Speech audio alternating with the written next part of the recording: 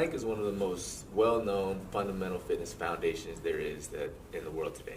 Now, the reason I call it a foundation and not necessarily an exercise, for one, me personally, for something to be an exercise, there has to be some sort of movement to it, whereas a plank, you're kind of just standing there holding one position. Now, that doesn't mean it's completely useless, but a plank is literally a foundation for learning how to engage specific muscles and stabilizing those muscles the right way in order to initiate whatever other movement you're doing.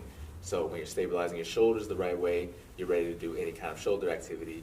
You have your abs engaged in the right way, which is going to protect your lower back. And you have your pelvis and glutes engaged in a specific way that's going to help protect your knees and also your lower back and any other muscles. So the first thing you want to do when you start setting up for the plank is make sure that your elbow is directly underneath your shoulder.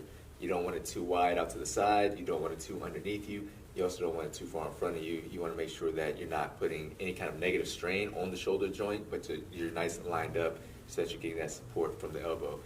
The next part is you want to make sure that your palms are rotated up. The reason I say rotated up is because if you have your palms down, you're essentially putting a lot of strain on the front of your shoulder, which leads to all sorts of other things, and you're not really getting any kind of support or stabilization from the back of your shoulder.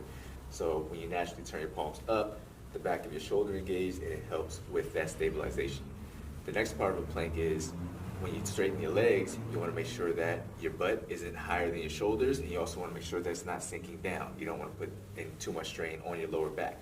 You want to make sure that your butt and your shoulders are nice and neutral, and then you want to also squeeze your glutes and rotate your pelvis up in the front.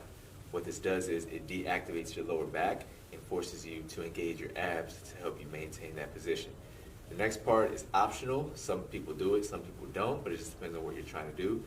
You can squeeze your quads to help you, teach your body how to engage your quads with your abs versus abs and glutes versus, squeezing your quads where you're putting a lot of pressure on your knees. So you can add that in as a little extra, but the most important part of the plank is the shoulders, the abs, and the pelvis. Thank you guys for watching. Be sure to like and subscribe, and if you have any questions or requests, make sure you leave them in the comments so that I can continue to make content that will bring out your ultra instinct.